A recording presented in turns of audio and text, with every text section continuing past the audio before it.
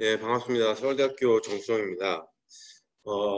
아까 박영선 연구관님께서 발표하실 때 안면도가 조금 높은 이유는 중국의 영향이 좀 상당히 있습니다. 그래서 그거는 저희가 이 IG3, IS 과제하면서 작년에 나왔던 논문을 좀 참고해 주시면 될 것 같고, 네. 그래서 오늘 제가 발표 드릴 내용은 두 가지 정도 키워드가 있는 것 같아요. 그래서 아까 임삼호 가수님이 말씀하셨던 준실시간이라는 키워드가 있고요.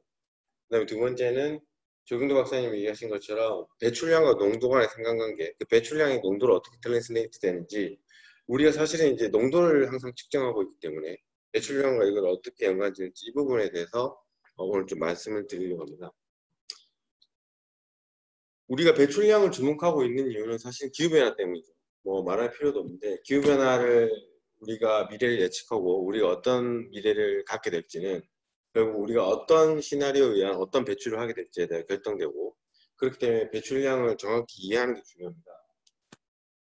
실질적으로 근데 배출량이라는 것은 우리가 일정 부분 배출을 했을 때 이 같은 경우는 지금 약 보시면 한 10기가톤 연간 배출하면 결국에는 자연식생이 20%, 해양이 23%, 그리고 남은 44%가 결국 공기 중에 남아서 우리가 컨센트레이션이라고 측정하는 값이 되는 거죠.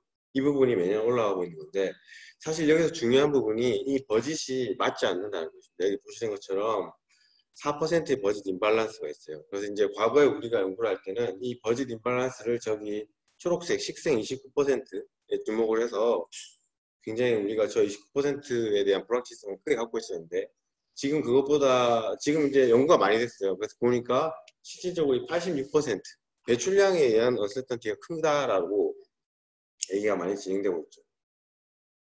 그래서 이제 이러한 부분을, 기후변화라는 거는 뭐 지역적인 문제가 아니고 전 지구적인 문제이기 때문에 배출량도 마찬가지입니다. 전 지구적 관점에서 우리가 알아보는 그 연구들이 많죠. 그래서 글로벌 카본 프로젝트라는 게 10년 이상의 프로젝트로 진행이 되면서 지역 단위에서 전 지구까지 연구가 많이 되고 있는데요. 최근 들어 보시면 여기 코로나 효과라든지 디카보나이제이션, 에너지 전환 이런 연구들도 많이 나오고 있고, 그래서 여기서 주로 하는 것들이 모든 분야, 그러니까 탄소와 관련된 모든 분야, 관측부터 모델링, 배출량, 인벤토리 모든 분야를 다 하고 있죠. 그래서 이제 저희 같은 경우에 이제 지역급 규모에서도 지금 동참을 해서 동아시아에 연구를 같이 진행을 하고 있습니다.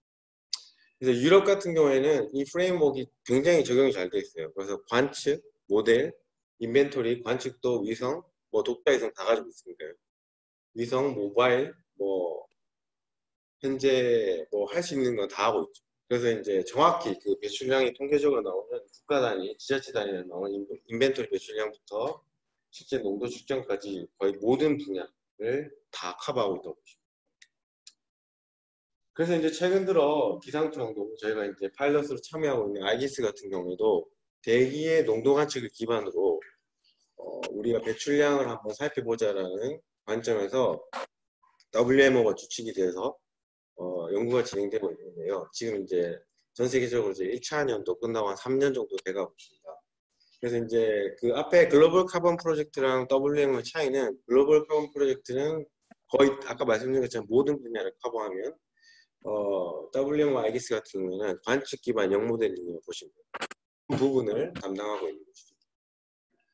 자, 그럼 이제 우리나라는 어떤가라고 봤을 때, 우리나라는 아시다시피 굉장히 하이 에미션 컨트리죠. 굉장히 많은 배출을 하고 있고, 국가 단위에서는 8위, 도시 규모에서는 훨씬 더 높은 규모를 자랑하고 있습니다.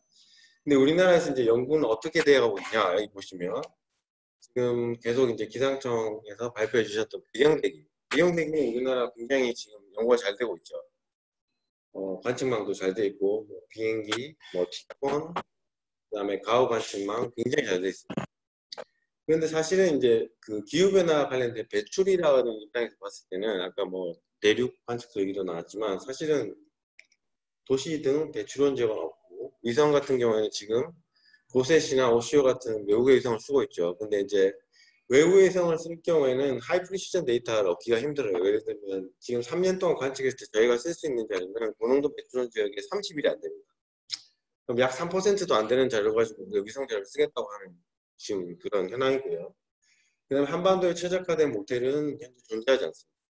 한반도에 최적화된 온실가스 수송 모델이나 지면 플럭스 모델은 없고요. 배출량 같은 경우에도 우리나라는 연간 국가 배출량 1년 단위로 나오죠. 그래서 여러분들이 지금 우리나라 배출량 얼마야 라고 보시면 1년 전 값이 나옵니다. 현재 값은 모르죠. 그래서 이제 우리가 배출량을 이해하고 검증하기 위한 그 시스템은 어떤 게 필요하냐면 그런 걸 보여드리기 위해서 파일럿으로 진행되고 있는 연구, 저희 연구를 좀 소개해 드리려고 가져왔어요. 보시면 인공위성, 지상 관측, 그 다음에 모델링, 인벤토리 통계 이런 걸 통합을 해서 보는 관점입니다. 그래서 이게 아까 말했던 글로벌 카본 프로젝트나 아이기스가 가고자 하는 방향이고요. 자, 먼저 관측 같은 경우에 이제 저희는 기상청이 운영하는 CRDS 같은 그런 고가의 장비는 아니고 라이코 NDIR 을 쓰고 있는데요. 여기 보시면 남산타워와 용산 빌딩에서 이렇게 측정을 하고 있습니다. 두 번째는 이제 배출량인데요. 배출량 같은 경우에는 지금 국가 단위 배출량은 여러분이 이제 아시는 것처럼 우리나라에서 뭐 예를 들면 도시가스 배출량 1년에 얼마 이렇게 나오죠. 그 다음에 지자체도 마찬가지입니다. 서울시 배출량을 보시면 이 뭐 교통부문, 뭐 에너지, 석탄, 석유 모든 게 하나의 값으로 나오죠. 이렇게 되면 우리가 어디서 얼만큼 나오는지 모른다고 봐도 됩니다. 그렇기 때문에 저희가 이제 자체적으로 1kg 곱하기 1kg FFCO2 그 파설뷰 기반의 CO2만 이렇게 이제 새로 데이터를 만들어내게 됩니다. 그러면 저 오른쪽에 보시는 것처럼 1kg, 1kg 상도로 어디서 얼마나 배출이 되고 있는지 거의 준실시간으로 보게 되는 거죠. 왜냐면 여기 있는 자료들은 사실상 거의 준실시간으로 공개된 자료. 저희가 뭐 암암리에 받아온 그런 자료가 아니라 이미 그 정보 오픈 그 개방형 정보에 다 현재 올라오는 정보들. 자, 그 다음에 이제 관측을 가지고 이 농도를 해석하는 과정에서는 이 관측이 어디서 얼만큼 맞는지를 판단하는 작업이 필요하죠. 그래서 이제 저희는 이제 현재는 이제 와프 기반으로 영 모델링을 진행하고 있고요. 여기서 보시는 것처럼 저희가 측정된 저희의 그 고유의 관측값, 그 다음에 실제 이제 인벤토리. 여기서는 저희가 이제 다른 도시와의 비교를 해서 글로벌 인벤토리를 쓰게 됩니다. 글로벌 1kg 인벤토리를 써서 저희가 이제 진행을 하게 되면 궁극적으로 이런 형태의 결과가 나옵니다. 왼쪽에 보시는 거는 오디아가 뭐냐면요. 전 세계가 그 1kg by 1kg로 되어 있는 모든 국가에서 정보를 취합한 다음에 나사에서 재가공해서 그 릴리즈를 하는 오픈 데이터입니다. 그래서 모든 나라의 국가 그 배출량 리포트를 기본으로 1kg 단위, 1kg 곱하기 1kg로 그 격자화 시켜서 전 세계에 뿌리죠. 그러면 이제 그거를 대부분의 국가에서 가져와 쓰고 대부분의 국가에서 이제 연구진들이 쓸 때 이 자료를 서울은 얼마다, 뭐 도쿄는 얼마다, 뭐 뉴욕은 얼마다 이런 식으로 값을 측정하게 되죠. 자, 그래서 보시면 이제 이 배출량의 특성이 이렇고, 그래서 이제 저기 가운데 보시면 포스테리어 마이너스 프라이어는 뭐냐면 저희가 측정한 관측값으로 거꾸로 이제 배출량을 산정하는 거예요. 거꾸로 배출량을 산정해 보면 포스테리어 빼기 프라이어가 마이너스다라는 거는 실제 포스테리어 그 프라이어 그 오디아 그 현재 릴리스되어 있는 배출량이 우리가 측정한 것보다 많다라는 거죠. 그래서 이게 의미하는 건 뭐냐면 현재 그 전 세계에서 페어하게 평가한다고 하는 자료에 들어가 있는 서울의 그 값은 실질적으로 서울에서 배출하는 것보다 조금 더 과도하게 모이되어 있다라고 해석을 하시면 돼요. 그럼 이게 그러면 이제 두 가지로 생각할 수 있는데요. 먼저 첫 번째는 이제 서울시는 우리가 생각하는 것보다 배출이 작다라고 볼 수도 있고, 두 번째는 근데 이제 이게 그렇게 생각하면 안 되는 측면도 있는 게 이거는 지금 현재 한 달만 저희가 이제 파일럿을 한 거예요. 그래서 1년 내내 돌려보면 또 어떤 결과가 나올지 모르겠어요. 그래서 이 시간이 많이 걸리기 때문에 저희가 오늘 발표회에서 이제 한 달만 일단은 돌려서 가져온 건데요. 그래서 이제 일단 보시면 이게 1년 동안 해서 1년 단위로 적용되는 국가 배출량과 비교했을 때는 어떤 결과가 나올지 이제 조금 더 고민을 해봐요. 그다음에 마지막으로 가장 중요한 부분이 그 바이오제닉 플러스.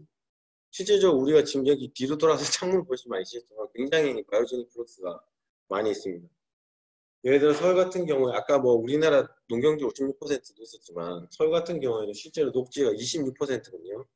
그러면 여름철 같은 경우는 바이오제닉 플럭스가 굉장히 센 편입니다. 그러면 그 플럭스는 어떻게 고려를 할 거냐라고 할 때 가장 좋은 방법은 옛날에 기상청에서 했던 그 도농사업다운처럼 뭐 플럭스 타워를 한 100개 정도 깔면 아마 다 커버될 거예요. 동마다 다 깔면 되겠죠. 근데 그건 현실적으로 불가능합니다.